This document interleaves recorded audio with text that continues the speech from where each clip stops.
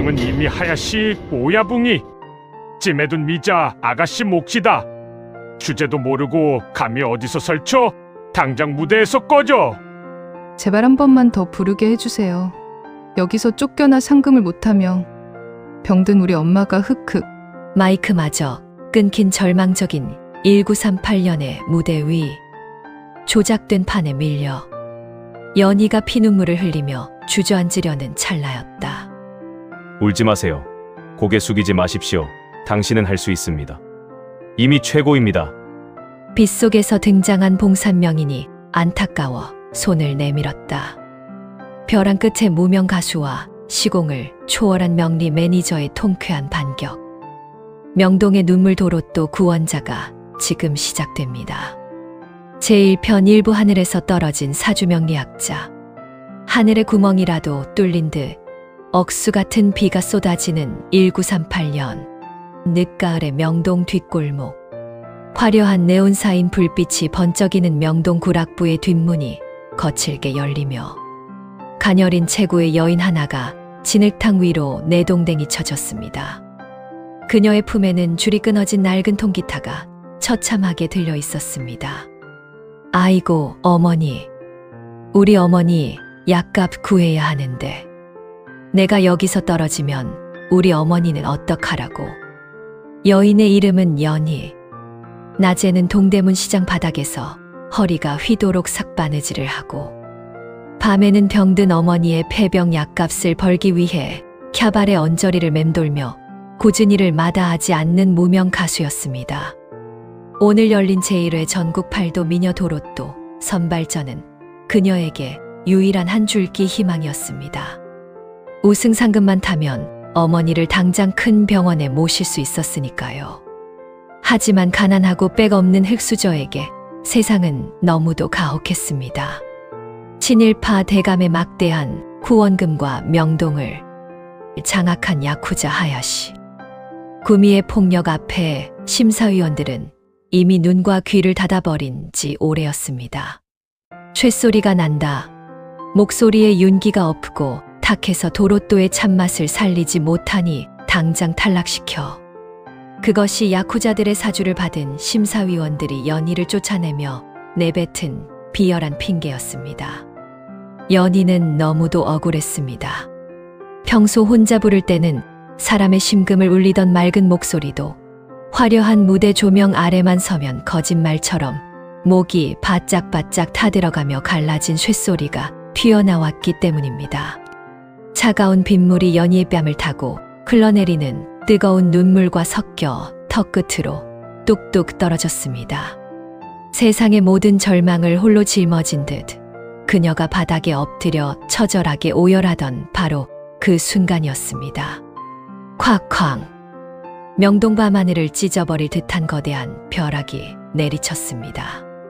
번쩍이는 섬광과 함께 허공에 기괴한 균열이 생기더니 묵직한 물체가 연희가 엎드려 있는 진흙탕에서 조금 떨어진 쓰레기 더미 위로 쿵 하고 떨어졌습니다.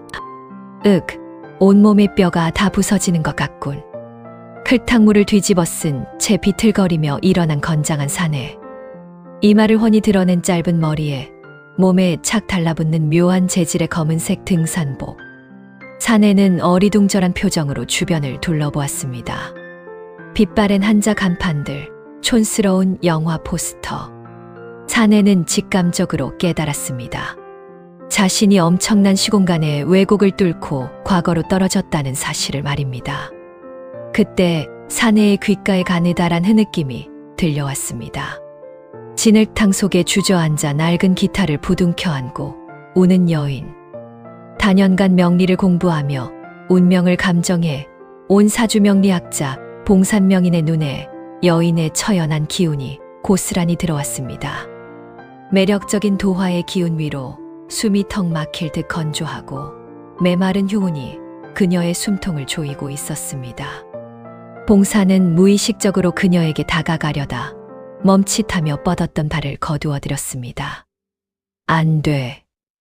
나는 2026년에서 온 이방인이다. 함부로 과거의 인과율에 개입했다가는 어떤 끔찍한 나비 효과가 일어날지 모른다.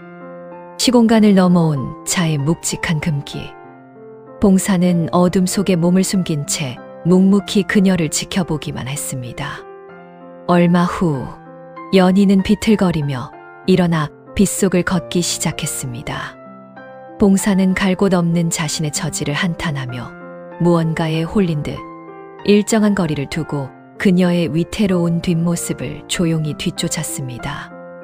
명동의 화려한 네온사인을 뒤로하고 한참을 걸어 도착한 곳은 금방이라도 무너질 듯 비탈진 해방촌의 낡은 판잣집이었습니다. 문 밖에서 새어나오는 희미한 호롱불빛. 그리고 찢어진 창호지 틈으로 가슴이 찢어지는 듯한 기침 소리가 새어나왔습니다. 콜록, 연희냐? 비가 이리 오는데 우산도 없이. 엄마, 엄마 미안해.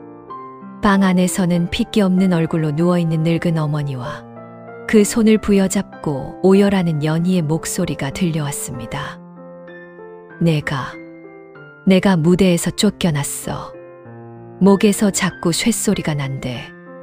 나 노래 진짜 연습 많이 했는데. 그 나쁜 놈들이 친일파 돈 먹고 미자만 1등 시켜주려고 날 쫓아냈어. 엄마 약 사야 하는데. 미안해 엄마. 내가 너무 무능해서 미안해. 아이고, 내 새끼. 이 몹쓸 어미가 일찍 죽어야 내가 고생을 안 할 텐데. 울지 마라. 내 잘못이 아니여. 처마 밑에서 쏟아지는 비를 맞으며 그 대화를 묵묵히 듣고 있던 봉산의 턱관절에 찌릿한 힘이 들어갔습니다. 친일파의 검은 돈, 야쿠자의 폭력, 그리고 그의 짓밟힌 흙수저 모녀의 처절한 눈물. 봉산은 하늘을 올려다보았습니다. 먹구름이 잔뜩 낀 1938년의 하늘은 맑은 기운이라곤 없이 탁하고 썩어 있었습니다. 과거에 개입하면 안 된다고 돈과 주먹이 재능과 효심을 무참히 짓밟는 이 야만의 시대를 보고도 눈을 감는다면 대자연의 정의를 논하는 명리학을 어찌 입에 담겠는가. 사주명리는 숙명에 순응하라는 체념의 학문이 아니라 막힌 기운을 뚫어 사람을 살리는 활인월연의 학문이다. 결심을 굳힌 봉산명인의 두 눈에 형형한 빛이 감돌았습니다.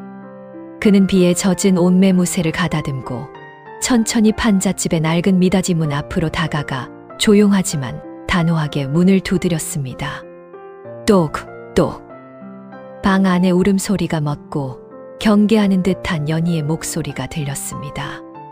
누구세요? 문이 살짝 열리고 낯선 차림새의 거대한 사내가 서 있는 것을 본 연희가 흠칫 놀라며 물러섰습니다. 봉사는 위협감을 주지 않으려 최대한 부드럽고 정중한 목소리로 입을 열었습니다.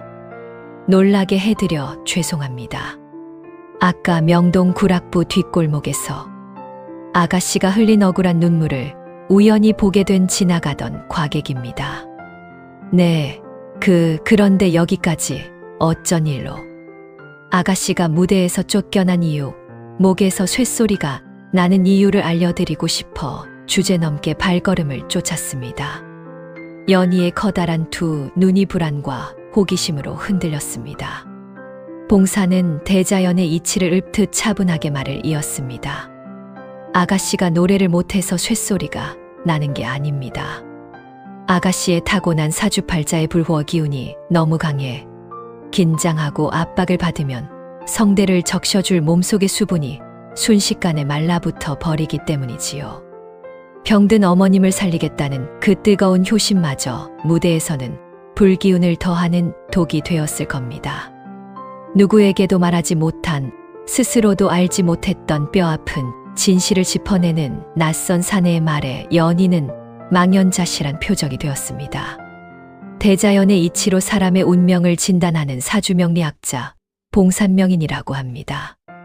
아가씨, 친일파와 야쿠자가 조작해 놓은 저 더러운 무대 억울하지 않으십니까? 당신의 막힌 사주의 기운을 뚫어 그들의 코 납작하게 만들고 정정당당하게 우승을 거머쥘 방법을 제가 찾아드리겠습니다. 비바람이 몰아치는 좁고 어두운 해방촌 처마 밑 과거의 룰을 깨버리고 불의에 맞서기로 결심한 시공을 초월한 명리학자와 벼랑 끝에 선 무명 가수의 운명적인 계약이 조용히 맺어지는 순간이었습니다. 돈과 권력에 짓밟혀 피눈물을 흘리던 연희.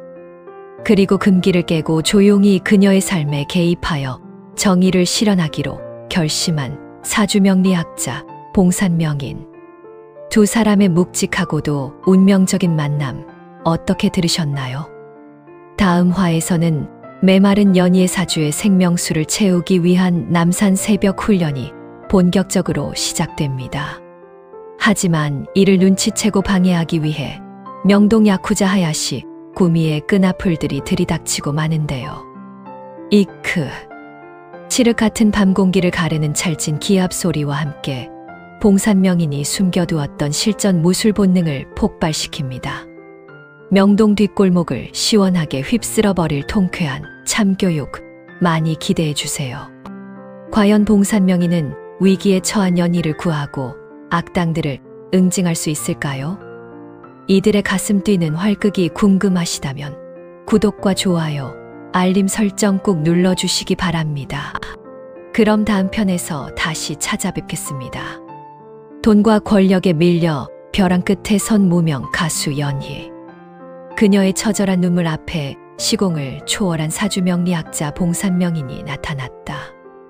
꽉 막힌 불바다 사주를 뚫고 도로또 여왕으로 만들기 위한 두 사람의 혹독한 새벽 훈련이 지금 시작된다. 제1편 2부 실전 무술의 참교육. 여명이 밝아오기 전 짙은 안개가 자욱하게 깔린 남산 중턱에 후미진 약수터. 살을 에이는 듯한 늦가을의 새벽 공기 속에서 연희는 얇은 카디건 하나에 의지한 채 오들오들 떨고 있었습니다. 그녀의 앞에는 팔짱을 낀 채 매서운 눈빛으로 주변의 지세를 살피는 사주명리학자 봉산명인이 서 있었습니다. 선생님, 이렇게 이른 새벽부터 찬물을 마시고 산에 오르면 정말 제 목소리가 돌아오는 걸까요? 연희가 얼음장 같은 약수를 한 바가지 들이켜며 묻자 봉산이 고개를 끄덕이며 단호하게 대답했습니다. 돌아오고 말고 할 것도 없습니다. 원래 아가씨의 목소리는 옥구슬처럼 맑고 고왔을 테니까요. 아가씨의 사주팔자에는 불기운이 거대한 산불처럼 타오르고 있습니다. 그 막강한 화호의 기운을 다스리려면 하루 중 수쉐 기운이 가장 왕성하게 흐르는 자시와 축시의 맑은 기운을 듬뿍 머금은 남산의 첫 새벽 약수를 마셔야만 합니다. 봉사는 직접 약수터 바위에 올라서서 깊은 단전호흡의 시범을 보였습니다. 폐병을 앓는 어머님을 구하겠다는 아가씨의 그 뜨거운 간절함과 효심. 그것이 무대 위에서는 극도의 긴장감으로 변해 아가씨의 성대를 바짝바짝 말려버리는 불쏘시개가 되었던 겁니다. 자, 이제 눈을 감고 방금 마신 차가운 약수의 기운이 단전에서부터 목구멍까지 시원하게 차오른다고 상상하십시오. 그리고 어젯밤 불렀던 그 도로또를 생목으로 다시 한번 뽑아내는 겁니다. 연희는 봉산의 말대로 두 눈을 지그시 감았습니다. 얼음처럼 차가운 물이 식도를 타고 넘어가며 뜨겁게 달아올랐던 가슴 속에 화기를 스르르 식혀주는 것이 느껴졌습니다.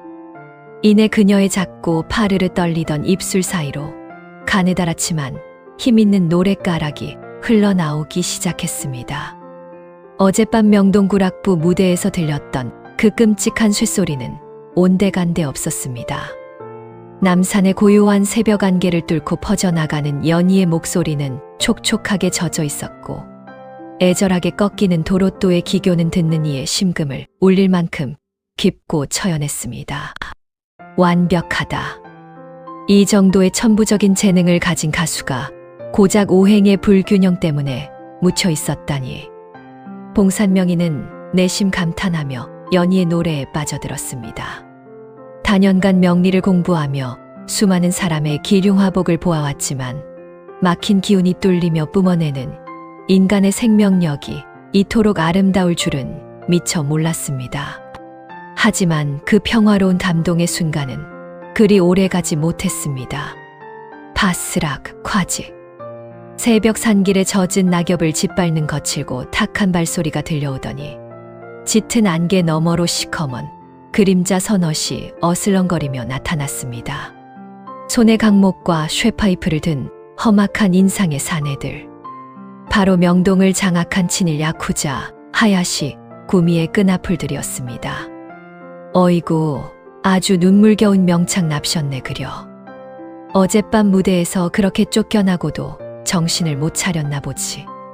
선두에 선 흉터투성이 사내가 누런이를 드러내며 비아냥거렸습니다. 연희는 사내들의 얼굴을 보자마자 사색이 되어 뒷걸음질을 쳤습니다. 너희들은 미자의 뒤를 봐주는 하야시 구미. 그래, 이년아, 하야시 오야분께서 혹시나 내년이 앙심을 품고 오늘 밤 있을 패자부활 전에 기웃거릴까봐 아예 목구멍을 찢어 놓으라고 우리를 보내셨다. 그 쥐새끼 같은 숨통을 끊어주마. 사내들이 음산하게 웃으며 연희를 향해 쇠파이프를 치켜드는 찰나였습니다. 조용히 상황을 지켜보던 봉산명인이 묵직한 발걸음으로 연희의 앞을 가로막아 섰습니다. 새벽부터 산의 맑은 기운을 탁하게 만드는 쓰레기들이 나타났군. 봉산의 서늘한 목소리에 사내들의 시선이 일제히 그에게 쏠렸습니다. 뭐야, 이 요상한 옷차림을 한 놈은 넌 뭔데 끼어들어. 목숨이 아깝지 않은 모양이지. 목숨이 아까운 건 오히려 내 놈들일 텐데.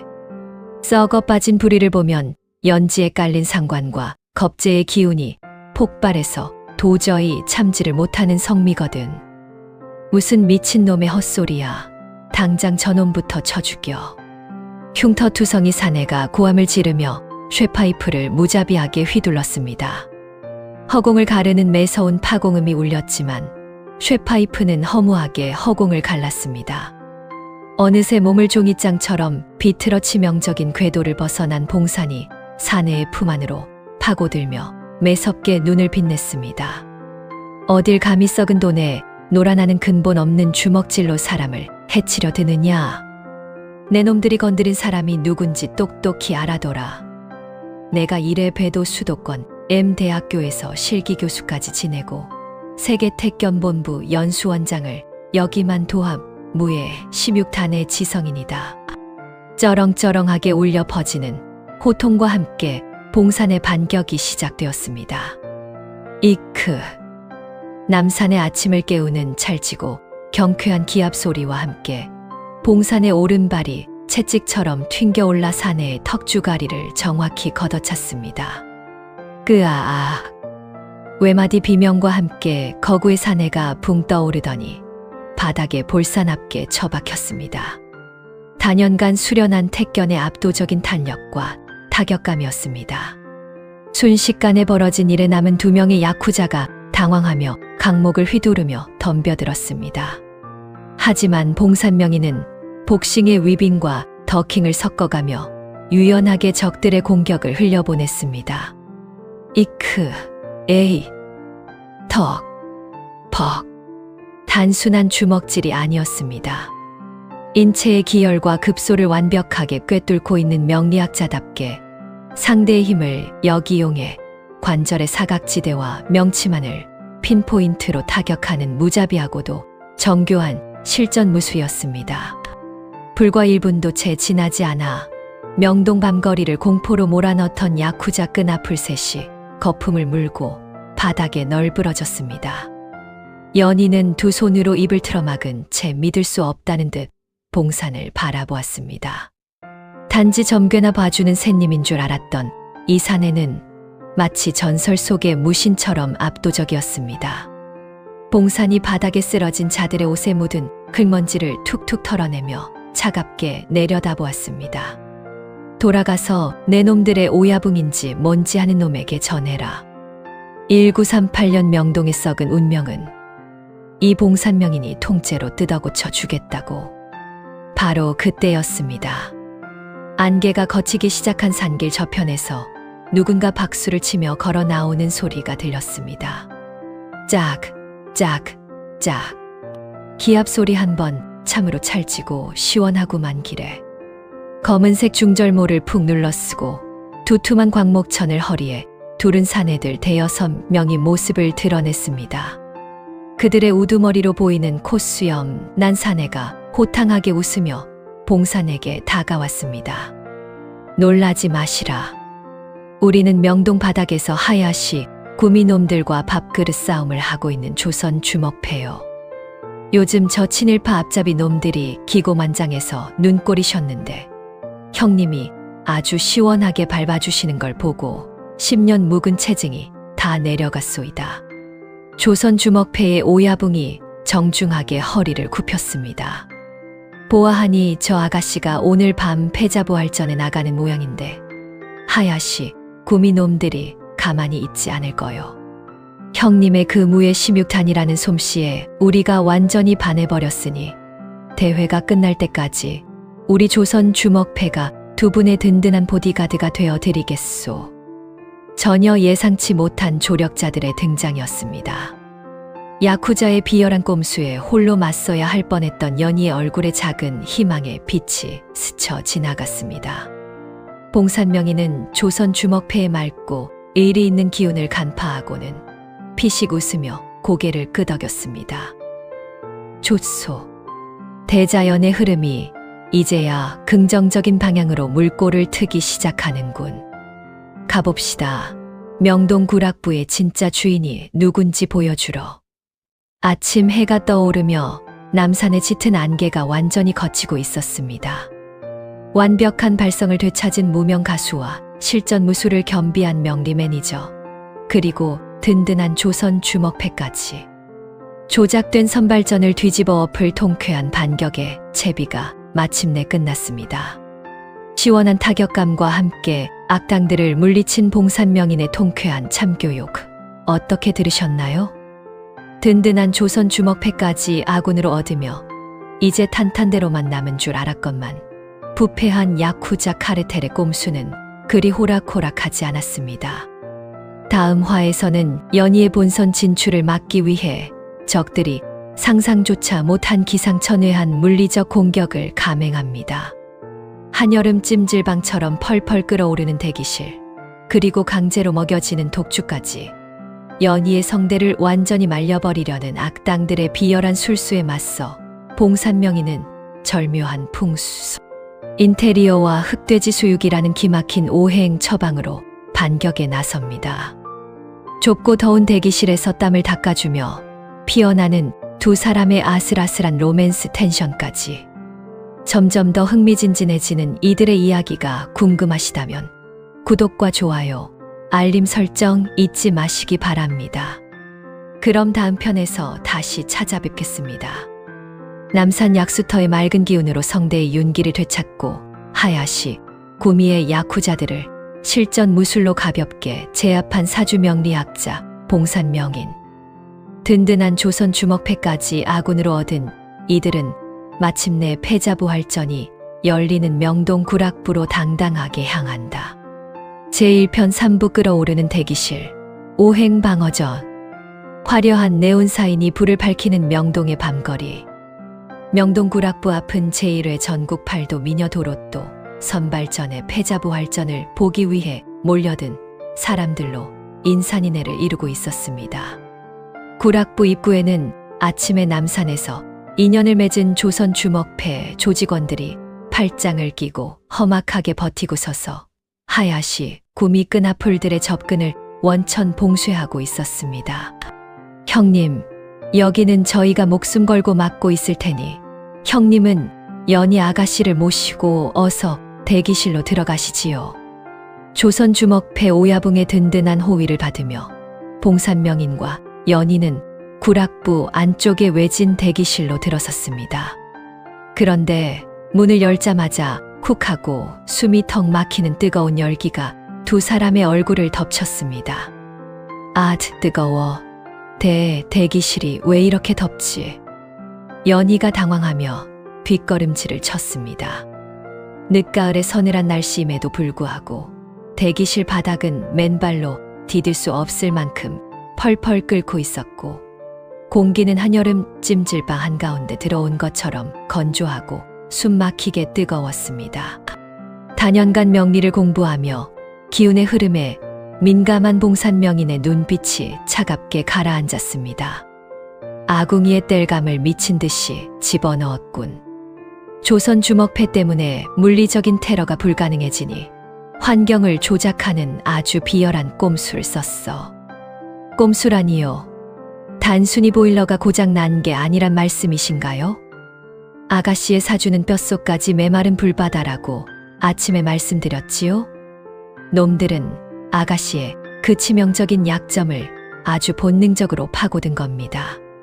이렇게 극단적으로 화호, 기운이 가득 찬 공간에 갇혀 있으면 아침에 남산에서 애써 채워 넣은 수슈에 기운이 순식간에 증발해 버릴 수밖에 없습니다. 결국 성대가 다시 바짝 말라 쇳소리가 나게 만들려는 지독한 오행 공격입니다. 그때였습니다. 대기실 문을 똑똑 두드리는 소리와 함께 야쿠자에게 매수된 구락부 종업원 하나가 은쟁반을 들고 능글맞게 웃으며 들어왔습니다. 헤헤, 연희 아가씨.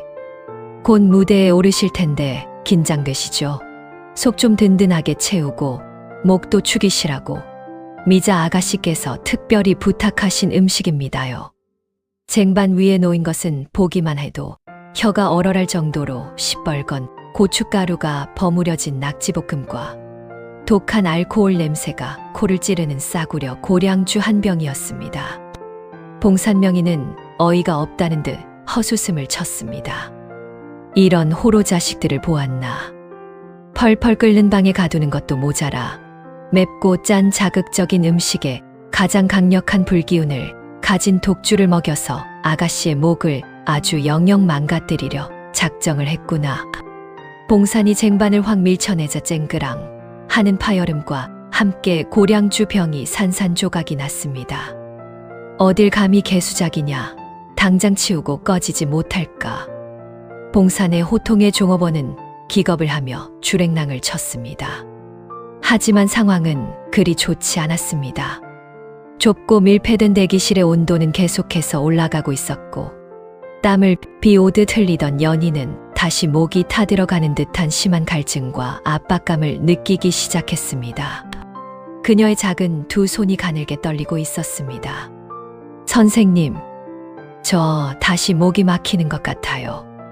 숨을 쉴 때마다 뜨거운 바람이 목구멍을 긁어대는 것처럼 아파요.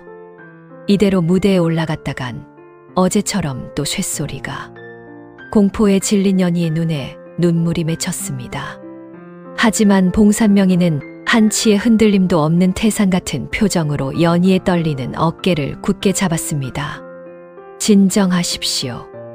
적들이 물리적인 오행으로 공격해왔다면 우리는 자연의 이치를 담은 진짜 명리학의 풍수로 맞받아치면 그만입니다. 봉사는 즉시 대기실 밖으로 나가 구락부 뒤뜰에 있던 커다란 양동이 4개의 얼음장처럼 차가운 우물물을 가득 길어왔습니다. 그리고 그 물을 대기실의 동서남북 내 모서리에 정확히 배치했습니다. 이게 뭡니까? 천연 가스 풍수입니다. 방 안의 뜨거운 열기가 이 차가운 냉수와 만나면 수증기가 증발하며 방 안의 공기를 촉촉하게 적셔줄 겁니다. 적들이 만든 열기를 역이용해서 아가씨를 보호할 수막을 치는 것이지요. 봉산의 말대로 얼마 지나지 않아 펄펄 끓던 대기실 공기에 시원하고 촉촉한 습기가 차오르기 시작했습니다. 하지만 봉산의 처방은 여기서 끝이 아니었습니다. 그는 품속에서 기름종이에 정성스럽게 쌓인 무언가를 꺼내어 연희의 입가로 내밀었습니다. 김이 모락모락 나는 두툼하고 윤기가 흐르는 고귀한 점. 바로 흑돼지 수육이었습니다. 자, 이걸 씹어 삼키십시오. 명리학에서 돼지는 해수하이쇼에, 즉 가장 강력하고 맑은 물의 기운을 품고 있는 동물입니다. 특히 이 흑돼지는 깊은 바다의 기운까지 담고 있지요. 기름기를 쫙 뺀 이 수육 한 점이 아가씨의 단전부터 뻣뻣해진 성대까지 촉촉한 윤기를 꽉 채워줄 겁니다. 연희는 봉산이 내민 고기를 조심스럽게 베어 물었습니다. 고소하고 담백한 육즙이 입안에 퍼지며 거짓말처럼 꽉 막혀 있던 목구멍에 열기가 스르르 가라앉는 것이 느껴졌습니다. 독주와 매운 음식으로 성대를 불태우려던 악당들의 꼼수를 시원한 물의 풍수와 흑돼지의 깊은 윤기로 완벽하게 방어해낸 것입니다. 어떻습니까? 단전에 시원한 물줄기가 흐르는 게 느껴지십니까? 봉산이 빙긋 웃으며 묻자 연희는 고개를 끄덕이며 밝게 미소 지었습니다. 하지만 방 안은 여전히 좁고 훈훈했습니다. 긴장이 풀리면서 연희의 이마와 가느다란 목덜미로 송글송글 땀방울이 맺혀 흘러내렸습니다. 그때 봉산 명인이 자신의 주머니에서 새하얀 손수건을 꺼내어 연희에게 다가왔습니다. 땀이 눈에 들어가면 안 되니 잠시 실례하겠습니다. 봉산의 크고 단단한 손이 연희의 앳된 이마에 닿았습니다. 그는 단연간 무예를 닦은 거친 사내라고는 믿기지 않을 만큼 다정하고 세심한 손길로 그녀의 땀방울을 닦아주었습니다. 두 사람의 거리가 한 뼘도 채 되지 않을 만큼 가까워졌습니다. 연희의 사주에 흐르는 강력한 도화살이 봉산 명인의 가슴 깊은 곳에 자리한 수호의 본능을 강렬하게 자극하고 있었습니다. 두 사람의 시선이 공중에서 조용히 얽혔습니다.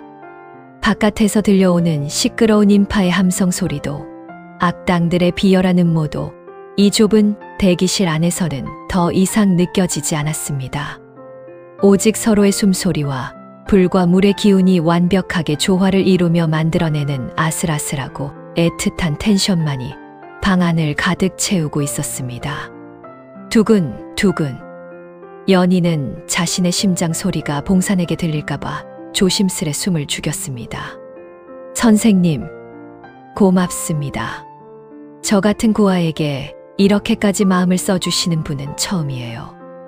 고마워할 것 없습니다. 저는 그저 대자연의 이치가 올바르게 흐르도록 막힌 곳을 뚫어주었을 뿐입니다. 아가씨의 목소리는 이제 완벽한 생명수의 기운을 품었습니다. 저 무대 위에서 그들의 얄팍한 조작을 당신의 진짜 실력으로 산산조각 내버리십시오. 그때 대기실 밖에서 구락부 사회자의 요란한 목소리가 마이크를 타고 울려 퍼졌습니다. 자, 전국 팔도 미녀 도로또 선발전, 대망의 패자부활전 마지막 참가자입니다. 어젯밤 안타깝게 쇳소리를 내며 탈락했던 비운의 참가자 연희 양을 무대로 모십니다. 무대 밖 심사위원석. 친일파 대감마님의 첩인 미자와 하야시, 구미의 오야붕은 거만한 표정으로 시가를 피우며 비웃고 있었습니다. 그들은 연희가 펄펄 끓는 대기실에서 완전히 목이 쉬어 무대에 오르자마자 까마귀처럼 흉측한 소리를 낼 것이라 확신하고 있었습니다. 하지만 핀 조명이 무대 정중앙을 비추고 연희가 당당한 걸음으로 걸어 나오는 순간 그들의 입가에 걸려있던 비열한 미소는 차갑게 굳어버리고 말았습니다. 연희의 얼굴에는 긴장감 대신 태산처럼 여유롭고 맑은 기운이 흐르고 있었습니다. 그녀의 뒤 무대 한쪽 어두운 장막 너머에서 봉산 명인이 팔짱을 낀 채 그녀를 든든하게 지켜보고 있었습니다. 전주가 흘러나왔습니다. 1938년 명동의 밤하늘을 적시는 구슬픈 기타 선율. 연희가 천천히 눈을 감고 단전에 가득 채운 해수 하이쇼의 기운을 끌어올려 입술을 뗐습니다. 아, 비 내리는 명동거리. 내님은 어디에? 순간 객석은 찬물을 끼얹은 듯 고요해졌습니다. 쇳소리, 갈라짐, 그런 것은 전혀 없었습니다.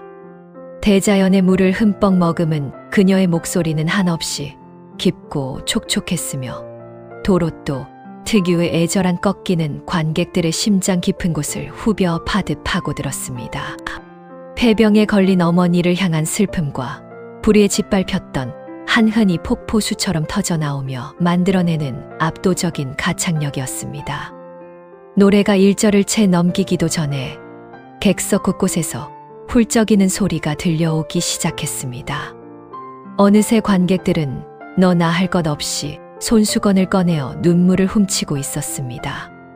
명동구락부 전체가 연희의 목소리가 빚어낸 거대한 감동의 파도에 완전히 집어삼켜지는 첫 번째 카타르시스가 폭발하는 순간이었습니다.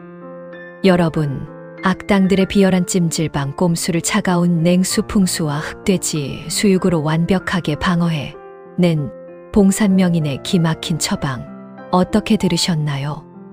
마침내 단전에 물의 기운을 채우고 객석을 눈물바다로 만들어버린 연희의 압도적인 패자부활전 무대는 그야말로 짜릿한 사이다 그 자체였습니다.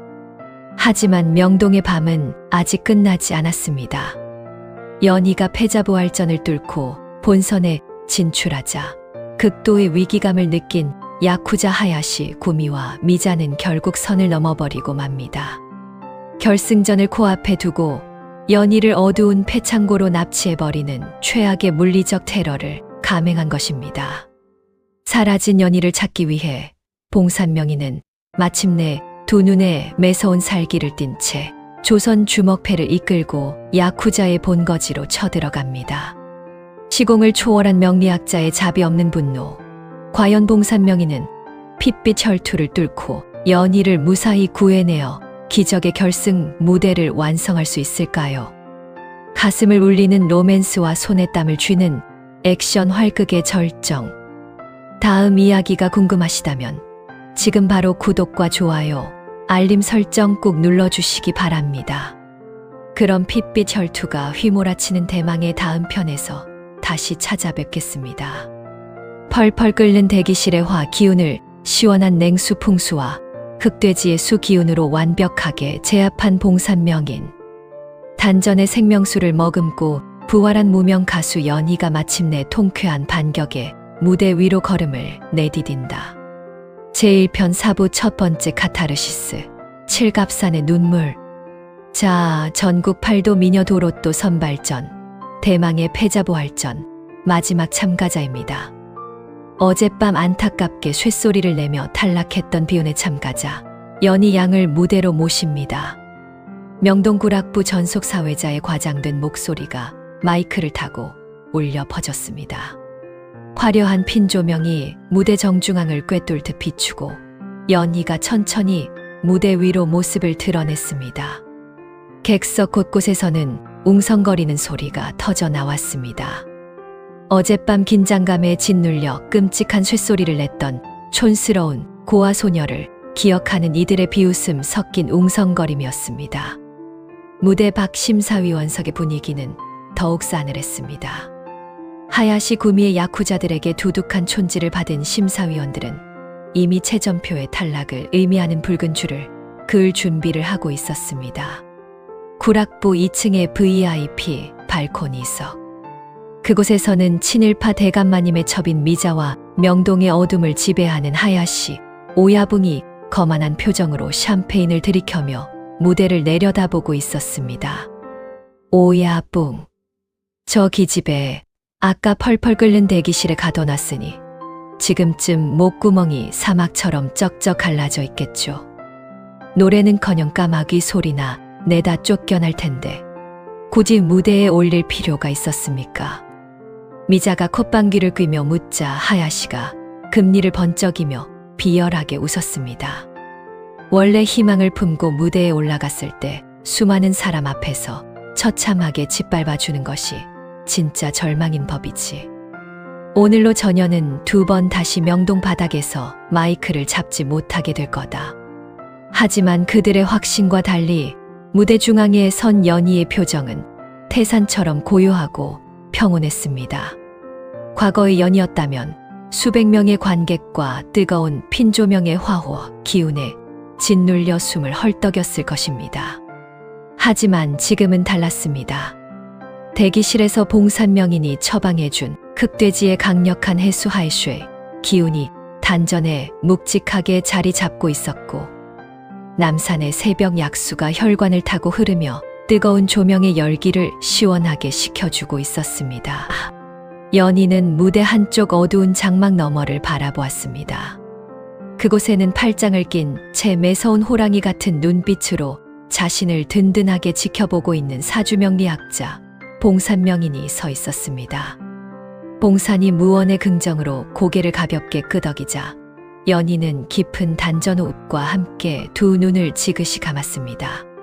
스탠드 마이크를 꽉 쥔 그녀의 작은 손끝으로 1938년 명동의 밤을 적시는 구슬픈 밴드의 전주가 흘러나오기 시작했습니다. 공명은 칠갑산의 눈물. 병든 어머니를 홀로 모시며 험난한 고개를 넘어야 하는 딸의 처절한 슬픔을 담은 연희의 뼈아픈 인생 그 자체인 곡이었습니다. 연희의 붉은 입술이 열리고 마침내 첫 소절이 명동 구락부의 탁한 공기를 가르고 울려 퍼졌습니다. 홀어머니 병환에 피눈물로 넘는 칠갑산 고개여. 순간 구락부 안을 채우고 있던 비웃음과 웅성거림이 거짓말처럼 뚝 끊겼습니다. 객석에 앉아있던 사람들의 눈이 일제히 휘둥그레졌습니다. 심사위원들은 들고 있던 펜을 바닥에 떨어뜨렸습니다. 쇳소리, 갈라짐, 긴장으로 인한 탁한 음색.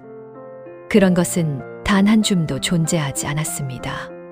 대자연의 생명수를 흠뻑 머금은 연희의 목소리는 한없이 맑고 깊었으며 단전에서부터 끌어올린 폭발적인 성량은 낡은 마이크가 감당하기 버거울 정도로 구락부 전체를 쩌렁쩌렁하게 울렸습니다. 완벽한 수화기제의 완성이로구나. 장막 뒤에서 그 모습을 지켜보던 봉산 명인의 입가에 흐뭇한 미소가 번졌습니다. 명리학에서 수화기제란 물과 불이 완벽한 균형과 조화를 이루어 엄청난 에너지를 폭발시키는 최고의 기론을 뜻합니다.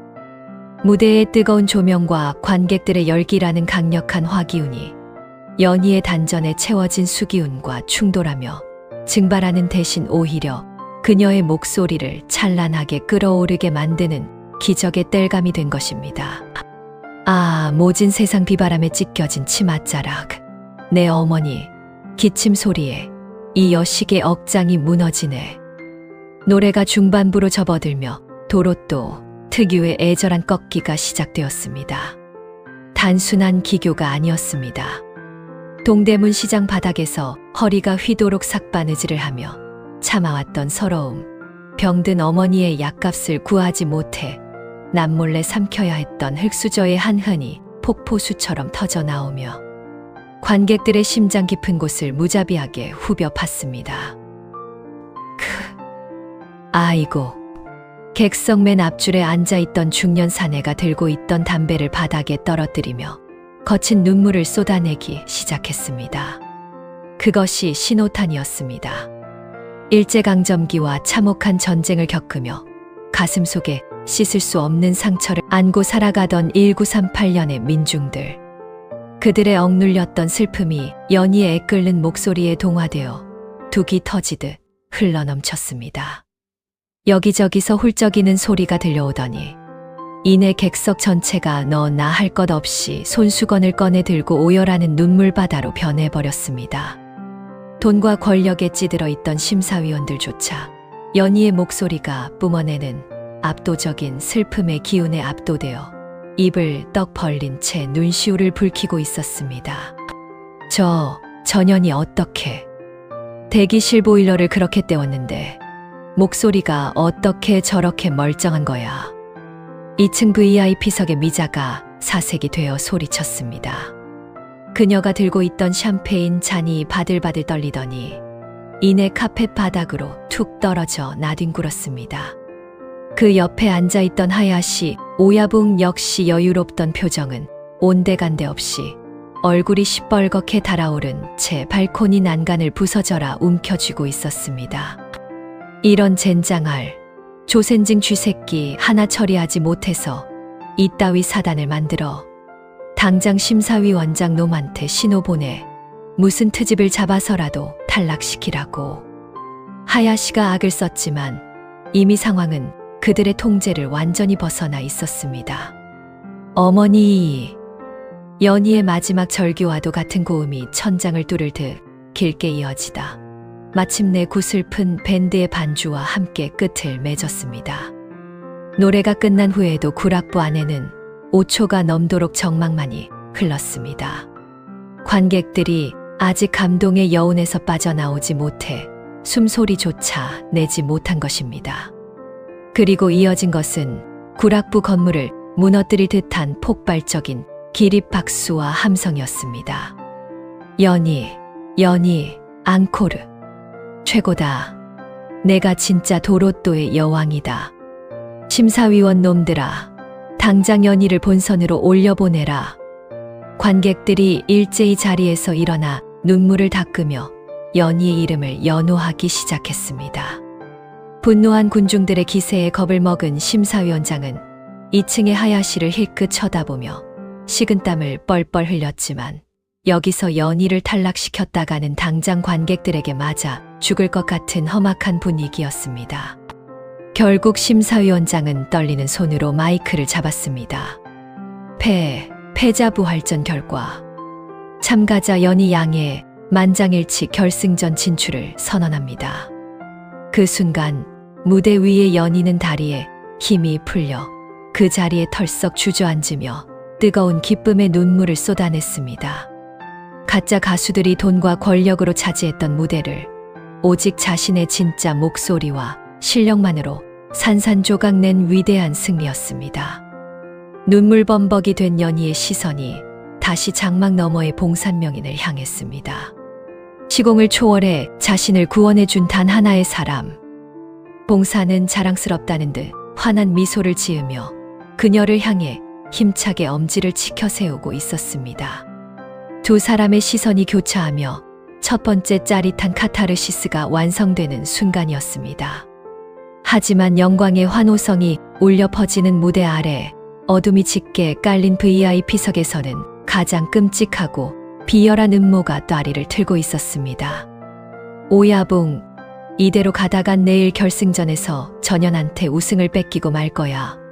나 대감마님한테 쫓겨나면 오야붕 조직에 들어가던 후원금도 다 끊기는 거 알지? 미자가 악에 받쳐 하야시의 옷깃을 잡고 흔들었습니다. 하야시의 두 눈에 섬뜩한 살기가 번뜩였습니다. 걱정 마라. 노래를 아무리 잘해봤자 내일 무대에 오르지 못하면 그만인 것을. 야, 이시아라. 어둠 속에서 덩치가 산만한 야쿠자 행동대장이 조용히 머리를 조아렸습니다. 오늘 밤 저 기집애가 집으로 돌아가는 길목을 노려라. 쥐도 새도 모르게 납치해서 인천 앞바다 패창고에 처박아둬. 결승전이 끝날 때까지 빛도 못 보게 만들어주마. 명동의 눈물, 도로또 구원자 제1편. 환경을 조작한 악당들의 꼼수를 오행해 이치로 꺾어버린 통쾌한 승리였지만 가장 어둡고 핏빛 낭자한 위기가 그들을 향해 시시각각 다가오고 있었습니다. 여러분, 대자연의 생명수를 머금고 관객들의 심금을 울린 연희의 압도적인 칠갑산의 눈물 어떻게 들으셨나요? 돈과 권력으로 조작된 판을 오직 실력 하나로 박살내버린 이 짜릿한 첫 번째 승리에 가슴이 뻥 뚫리는 것 같지 않으십니까? 하지만 기쁨도 잠시. 연희의 우승을 막기 위해 벼랑 끝에 몰린 하야시, 고미가 결국 절대 넘어서는 안 될 선을 넘고 맙니다. 결승전을 하루 앞둔 깊은 밤, 연희를 패창고로 납치해버리는 극악무도한 범죄를 저지른 것입니다. 사라진 연희의 흔적을 발견하고 짐승처럼 분노하는 봉산명인. 그는 단연간 수련한 무예의 16단의 본능을 완전히 봉인 해제한 채 든든한 조선 주먹패를 이끌고 야쿠자의 본거지로 무자비하게 쳐들어갑니다. 내 사람을 건드린 대가가 어떤 것인지 사주팔자에도 없는 지옥을 보여주마. 명리학자의 서늘한 분노가 명동의 밤거리를 핏빛으로 물들이는 압도적인 액션 활극. 과연 봉사는 무사히 연희를 구출하고 기적의 결승 무대를 완성할 수 있을까요? 숨막히는 다음 이야기가 궁금하시다면 지금 바로 구독과 좋아요, 알림 설정 꼭 눌러주시기 바랍니다. 그럼 피 끓는 혈투가 휘몰아치는 대망의 제2편 첫 번째 이야기. 제2편 일부 납치된 도로또 여신편에서 다시 찾아뵙겠습니다.